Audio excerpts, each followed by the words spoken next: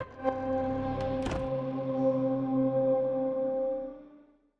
Matthew, Greg. slow down. You guys are going at like warp speed over there. I mean, holy crap. Another killer. I feel like we just got a new killer and Yeah, now and a new map and and two new survivors and we're getting a new killer now. it's yeah, like they say, it's the old thing where you're riding a tiger, you can't slow down and you can't get off. That's just it. We just have to hang on for dear life and see where that goes. Uh, And you're always talking about like Hall of Fame of horror, but like no joke with Hellraiser. The movie inspired countless filmmakers, game developers, broke barriers in visual effects and storytelling, and even your game. I mean, the killer's basement is like very heavily inspired by the Xenobites coming in into the first film. well, it's interesting because if you look at the art book, the official art book, I think that was released with the deluxe edition 6 years ago. So if you go back, we had a PDF that you got with that, and some of the early artwork, like some of the early concepts that we had for the basement, had a lot of chains in there.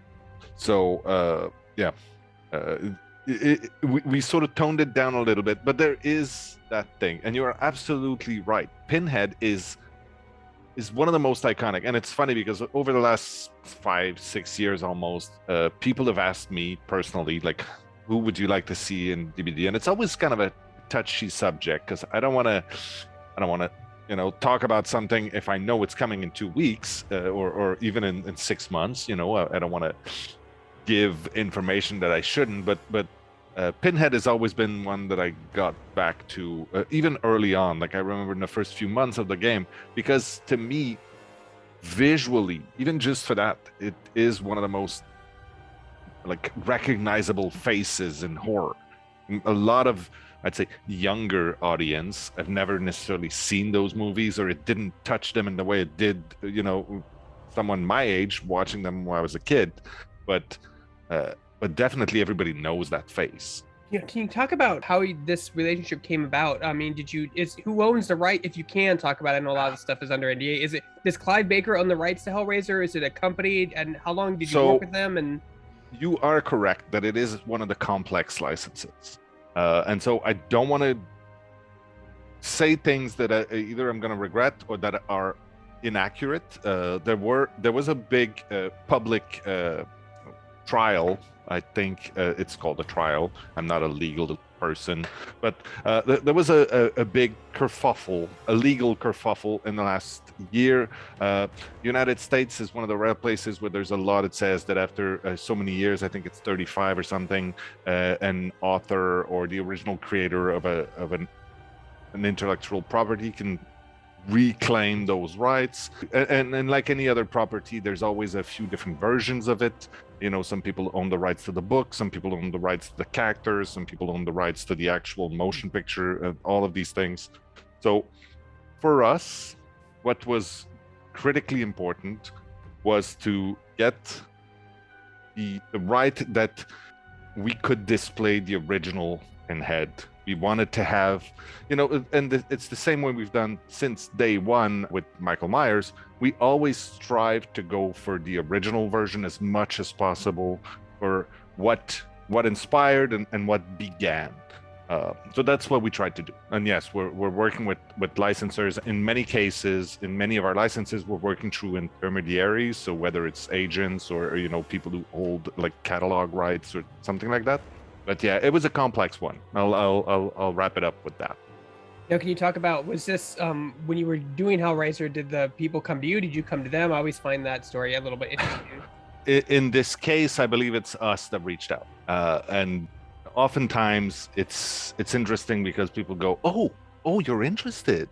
Oh, cool, let's talk." And it happens like that, and because it's funny because there's a lot of parallels between the world of movies and TV and the world of video games, and there's more and more obviously every day, but there's also a bit of a disconnect in some areas, especially when you talk to maybe people that are a little more old school, like Hollywood, and video games are sort of this little thing that it's a different thing. They're doing their thing, it's fine, but Hollywood is Hollywood, and it's it's not the same. So it's really interesting when you manage to catch hold of someone who goes, oh, I love your game, I'd love to be doing that with you, I didn't know it's even a thing. And so a lot of these conversations sort of stem from just, oh, we should have talked before, we just didn't know. And your game is in your case, it's even more complicated because you're not making like a single player experience. You know, it's a live service, Yeah. so it gets there's even more legal kerfluffle involved in that because you know you're always you're live service. And the biggest thing is also that all of these licenses need to be able to mix and match together. And that's usually the biggest point of conversation, is to make them understand, yeah, Freddy Krueger is gonna be able to chase Steve Harrington from Stranger Things in the game, and that's gonna happen in the house that Michael Myers lived in. And they go, what are you talking about? Like, this makes no sense. You go, yeah, well, that's it. We're building this absolute nightmare of a world that is created by plucking these ideas and icons and things from everywhere in the horror world, and therefore they're all gonna, it's like any teenager who would do a weekend of horror with his friends and watch all of these movies and play all of these games together, and then they start having nightmares the next day. All of these things would be like mixed together and mushed, and you end up with this beautiful sort of distilled horror world, which I kind of like. Can you talk about what it was like creating attack animations for a character that's never actually attacked in any of the films? Yeah, that's another thing that we tend to discuss with people at the beginning. Like, there's a set of rules in the sort of the deck that we tend to send to people, and we go, yeah, that character will need to be able to physically interact with survivors and hurt them and carry them somehow, and put them on a hook and do all these actions that are critical to the gameplay mechanic. And so it was really cool because Pinhead is such a distinguished gentleman. Like, he's very, very chill. There's no big emotions there. He's just really secure in what he is. He's confident, and he's got this beautiful air of, that's it. He's absolutely in control, no matter what happens. He's not in a hurry. Things will happen, and you will suffer, and it's going to be beautiful. And so for the animators, it was a super fun little challenge, because it had to be like new things and new ways of doing things. The chains are a huge boon for that, because even in the first scenes in the movies, when you see the chains, it almost feels like a video game, because it's so like out of nowhere, all these things come in, and it was perfect. That was not a huge leap. Like, we didn't have to invent any things that was out of this world for that. Can you, like, speaking of that, like, talk about his power? Usually, you guys try to build off, if you can build off current power, so you're not building power from scratch. Was this something you had to build up from scratch because it was such a unique, clever way to implement his power? Well, we've said that in the past, and it's funny because, yeah, the original idea, I think like 6 years ago, before we launched the game, we said whenever we create a power set, we'll always try to do a couple of variations on that power set, so that we don't have to, do it from scratch every time and invent new gameplay mechanics, because that would be insane. Money, time, and energy. Yeah, right? it's just like way too much work. And yet, there are very, very few killers that reuse a lot of power things. Like, there's a couple of things, like the line of sight thing is used by Michael Myers mostly, and Ghostface uses it a little bit, but it's the other way around, so it's people watching him that have an impact. And there's a few things, like, of course, Leatherface and the Hillbilly have similar things with the chainsaw, but it's very, very different in the way it's handled. So in the end, we pretty much do everything from scratch every single time, which, yeah, it's insane, but it means that every time you play, you have no idea what you're up against. And the more killers we put into the game, the more that becomes true, because all of these killers are so very different. And even each time we add more perks to the game, it's going to have an impact, because, Pinhead coming in with a certain perk loadout is not going to be the same as Pinhead coming in with a different perk loadout. Was it ever a concept when you were toying around just with the idea of the Hellraiser film in general? Because I know when you released the teaser, people were speculating that Frank maybe be the killer, because guy with knife is a lot easier Yeah. to code than guy with chains that shoots everywhere. Yeah, but come on. It wasn't a decision. That was not even a conversation. It had to be Pinhead. It had to be. It's perfect. It plays into that And then speculation. we talked about Frank as a possible survivor, but he's so not a good guy. Like he's way, as you said, it's way closer to a killer. And so that was discussed, but no, the important thing for us was get Pinhead in there to really bring in the feel of that sort of majestic worship of pain in our game. Then also you brought with him a brand new hex mechanic. Kind of talk about Yep. that and how you that implemented in the game. So yeah, I tend to wax poetic about Dave Richard, our creative director, because I first of all, he's a great guy, but also I think he's one of the cleverest game designers I've ever worked with. I tend to say, like, he uses game design as a brush to paint a picture of a character, and he's done that multiple times. I think Michael Myers is an example that I keep bringing up because I think it's just fucking genius, the fact that he does not attack you, and that's the creepiest thing we have in the game, almost.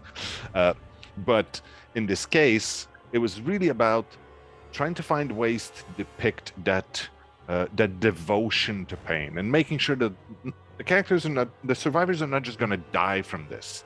It's going to make them miserable. It's going to make their lives a little longer and a little more painful. And that new hex works really well for that. I think it does bring in that thing where after you've suffered once, then you're starting to really feel the effect, and your life is going to suck until you manage to clean it up. And there's a lot of that in there. The same with the box. You can find the box and feel like you're almost in control for a second, but if you've read the book, if you've watched the movie correctly, no, you're not in control. Nothing good's going to come of that. It's just going to happen a little later. That's what's going to happen. And that was sort of the idea behind. Yeah, talk about the puzzle box. I mean, this isn't obviously the first killer to have ultimate objectives. You have like you have plague, with the cleansing and some other killers like that. But this is the first time they actually have like a secondary objective. Like, how did you work that into the gameplay without it feeling like awkward? Well, I mean, we just released the PTB, and we had a lot of people test it. I have to say it was one of the most positive PTBs. People really enjoy it, so we're going to tweak it a little bit. So that's always a bit of a delicate moment when we talk about the power set. I don't want to say that this is how it is, because we're tweaking it a little bit, and when we release it, we're also going to do like hot fixes and make sure that it's proper. But it's true. The idea was to make sure that when you're in the game, there's like a secondary objective, or there's something else for you to actually the right way to present is something to distract you from doing the gens and getting out of there, which you should be focusing on. But the puzzle box, actually, while you have it, you can actually prevent, well, the stuff is happening to you and not your friends. So it is slowing you down. It's making life harder for you, but you are slowing down you're taking the heat for your friends, which is the best way of putting it. So as a strategy, as a group, it's very valid. On a personal level, it's painful. So it's a really interesting one. We've done that a couple of times, like you said, the plague. Obviously, the pig also has the boxes where you try to heal yourself, but it's much more of a personal experience. The plague, it has an effect on people, and people bitch at you because you went to cleanse, and then it made the plague stronger. So we try to always give a twist to it. And this one, you can actually decide, take the pain onto yourself so that your friends don't have to. But it's not going to stop Pinhead. It's just making him focus on you for a bit. So what does it feel like having, I mean, if I did my research correctly, this is the first video game Pinhead has ever been featured in. He was originally an NES game, but I believe it got canceled. I think you're right. I think you're right. There are very few instances of that character in video game history, and yeah, that's another one of those sort of suspenders slapping moments. It's really really cool. We started talking about a year, maybe a year and a half ago, about Dead by Daylight becoming the Hall of Fame of horror. I think that in some sense, even though there might be, arguably there might be some horror fundamentalists who would say Pinhead is not necessarily the most iconic or the most recognizable, but he's definitely, you cannot have a Hall of Fame without him. So I think that this, to a certain extent, cements this statement that we had, and nobody can argue today, but even video games included with the Resident Evil and Silent Hill, you can see that this is what's happening now. That if you want horror in your video games, it's Dead by Daylight. There's just no two ways about it, and all of it is there, or almost all of it. It's like a black hole sucking all of horror and making it into a beautifully chunky soup. Talk about like how proud are you about that amazing pickup animation that he does? That is one of the most unique animations I've seen in your game since it came out. Well, a piece of history there. I started my career as an animator way too long ago. So I've always had a special little corner. Like I pay close attention, and I really love these things. And I think, yeah, you're absolutely right. It is one of the craziest one. And even the Mori, I think it really got people excited. It's really beautiful the way it's put in. I think a lot of people are having quite a lot of fun also trying to make people disappear into the hatch as the most ironic moment possible. Like you said earlier, it was a beautiful opportunity and a kind of a challenge for our animators, and they had to work very closely, obviously, with the VFX people who were handling all the chains and things like that. And it had to make sense gameplay wise, and the work is stellar. Like, it just looks so good. It makes it so much fun to play. But even just watching him, the way he walks, and he's always so chill, I just like it. Yeah. What is it like when it's released on the public test server, where you see people not necessarily just trying to figure out the killer, how it works, and some intentionally trying to figure out what can break the killer? I mean, I think I saw somebody try to flashlight while he was doing a chain a specific way, like a situation that would probably never come up in a real game, with like a 1/1,000,000th of a chance, and then like, oh, now he's stuck looking up.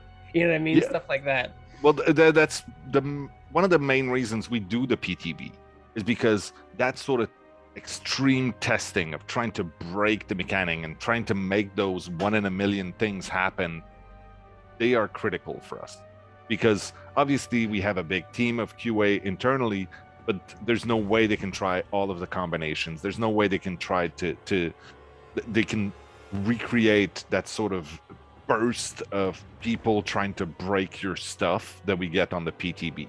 We haven't found anything so far that's game breaking, but there are exceptions. But the thing is, it's funny because you say it's 1 in a million, but there's so many people playing Dead by Daylight every day now that 1 in a million is, well, it's a slow Wednesday for us, literally. So we need to be extremely careful for these things, because if there's one of those things that happens, 1 in a million, it means it's going to happen to a lot of people, and people are going to post it everywhere, and then it's going to become even more popular, because then people, memes and stuff. So we do need to know these things, and exceptions are part of the rule to a certain extent. Now, I do have some community questions here, and if you can't answer these, I completely understand. You can just say pass. Okay. But I just want to ask them, I like those. People are it's interested. Okay. So yeah. Obviously, Pinhead's in your game. Can we plan on maybe seeing different Cenobite skins for Pinhead, like chatters? You can certainly expect it. Is that cheeky enough? That's cheeky. I'll take it. I'll take it. Obviously, this one is Pinhead. Pinhead is now finally entering the game. Will there be an exclusive map coming with him? Because that house is very small. There's no map in this chapter. I think we've already announced that. We could have done things, of course. There's always something, but we didn't feel like the environment is not the critical part of that story. I feel like you guys do so much that I almost feel like you have this huge plate of stuff you're always working on, and like adding a map and adding 2 survivors. You know, it's so much more work when you can just kind of tunnel. Well, your killer. You know, your killer and your one survivor. Yeah, and that's the thing is when we like, it's not like we're trying to skimp or to do things cheaply. I think that nobody can argue that, obviously, but the Resident Evil chapter that we released had a map because obviously that was so iconic, it had to be in there. Had 2 survivors because these characters are what people know and love about the game, and they had a killer, obviously. But in some other instances, I mean, we've done something similar with Ghostface, where it's the character, it's what you need to be in there, and we probably could have done other things, but as you point out, our cadence is so insanely like breakneck speed at this point. We want to make sure that whatever we do is the right thing to do at this point. And whenever we say, okay, we're not going to make a map, it means that we're able to put a little bit of energy on fixing something else or adding another feature or doing something in the game. So it's a daily battle of figuring out what's the right thing for us to be working on right now. I mean, we only have a limited number of people, and I mean, we hire every day, we grow the team constantly, but even then, there's only so much you can do. Yeah, you always have to pick your battles. People. They have deadlines. We have to pick our battles. Oh yeah, and then survivor plans are we getting us a new survivor? Have you confirmed that yet? I don't think you've said anything. We have said nothing about that. You are correct. Pass. That's the good answer. Hard pass.